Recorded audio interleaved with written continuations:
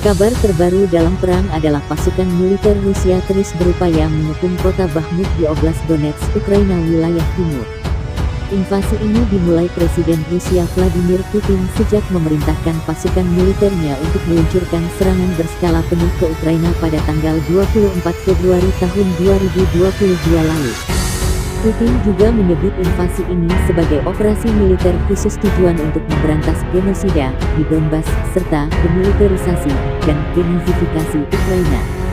Namun dalam perkembangannya, Rusia justru mencaplok 4 wilayah Ukraina sekaligus yakni Donetsk, Luhansk, Zaporizhia, dan Kherson. Konflik di antara negara bertetangga itu, sampai saat ini terus berlanjut dan belum tampak tanda-tanda akan segera berakhir. Presiden Ukraina Volodymyr Zelensky telah memberikan penghormatan kepada para pejuang di Donbas karena pasukannya mendapat tekanan yang semakin kuat di kota Bakhmut. Ini adalah salah satu pertempuran terberat, menyakitkan dan menantang, kata Zelensky dalam pidato malamnya. Komentar Zelensky itu muncul setelah Ukraina mengatakan telah memukul mundur lebih dari 130 serangan musuh pada Minggu, tanggal 5 Maret tahun 2023, saat pasukan Rusia terus berupaya mengepung kota Bakhmut. Pasukan Rusia dikatakan memperebutkan jalur komunikasi dan mencegah pasokan. Zelensky juga mengatakan dunia cukup kuat untuk menghukum Rusia atas perang. Ukraina akan menghabiskan 6 bulan ke depan bekerja untuk menopang pasokan energi negara itu dari serangan Rusia, ungkap Zelensky. Komentar Zelensky itu muncul setelah Ukraina mengatakan telah memukul mundur lebih dari 130 serangan musuh pada Minggu, tanggal 5 Maret tahun 2023, saat pasukan Rusia terus berupaya mengepung kota Bakhmut.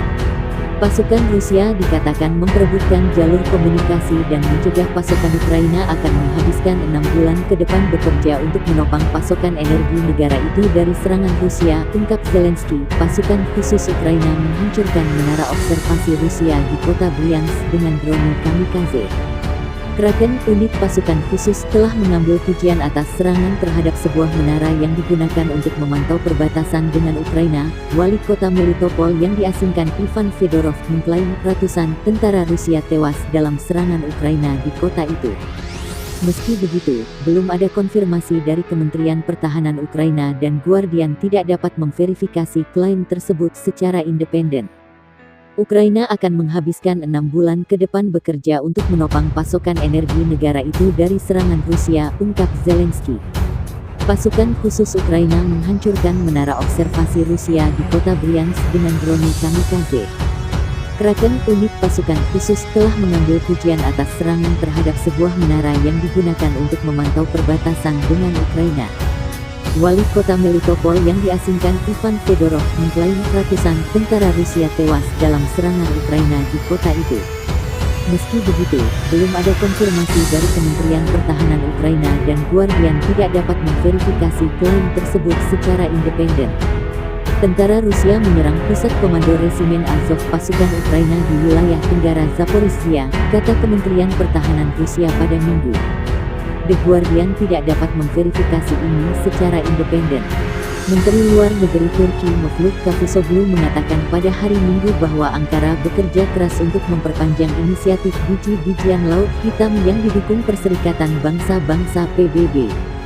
Sedangkan, seorang juru bicara Kementerian Luar Negeri Rusia mengindikasikan Moskow tidak senang dengan aspek kesepakatan, yang memungkinkan Ukraina mengekspor biji-bijian dari pelabuhan yang diblokade oleh Rusia setelah invasi tersebut. Kanselir Jerman Olaf Scholz mengatakan kepada CNN bahwa perlu bagi Putin untuk memahami bahwa dia tidak akan memenangkan perang Ukraina, sehingga negosiasi untuk mengakhiri konflik dapat dimulai. Jika Anda melihat proposal Ukraina, mudah dipahami bahwa mereka siap untuk perdamaian, sebut Scholz. Menteri Luar Negeri Turki Mevlut Cavusoglu mengatakan pada hari Minggu bahwa Ankara bekerja keras untuk memperpanjang inisiatif biji-bijian Laut Hitam yang didukung Perserikatan Bangsa-Bangsa PBB. Sedangkan, seorang juru bicara Kementerian Luar Negeri Rusia mengindikasikan Moskow tidak senang dengan aspek kesepakatan, yang memungkinkan Ukraina mengekspor biji-bijian dari pelabuhan yang diblokade oleh Rusia setelah invasi tersebut. Kanselir Jerman Olaf Scholz mengatakan kepada CNN bahwa perlu bagi Putin untuk memahami bahwa dia tidak akan memenangkan perang Ukraina, sehingga negosiasi untuk mengakhiri konflik dapat dimulai. Jika Anda melihat proposal Ukraina, mudah dipahami bahwa mereka siap untuk perdamaian, sebut Scholz. Jumlah korban tewas akibat serangan rudal Rusia yang menghantam sebuah blok apartemen berlantai 5 di kota Zaporizhia, Ukraina Selatan pada Kamis, tanggal 2 Maret tahun 2023, lalu telah bertambah menjadi 13 orang, kata seorang pejabat setempat pada hari Minggu. Seorang wanita dan 2 anak tewas dalam serangan mortir Rusia di sebuah desa di wilayah Kherson, Ukraina Selatan, ungkap Kepala Kantor Kepresidenan Ukraina, Minggu. Anggota Parlemen Ukraina Ivana Klimpus-Synsatse mengatakan kepada Sky News pada hari Minggu bahwa puluhan ribu anak Ukraina bisa saja hilang dalam apa yang dia sebut sebagai genosida.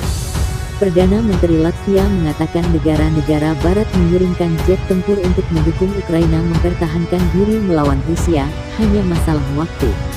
Pengarahan intelijen terbaru dari Kementerian Pertahanan Inggris mengatakan bukti terbaru menunjukkan peningkatan pertempuran jarak dekat di Ukraina, mungkin karena kekurangan amunisi Rusia.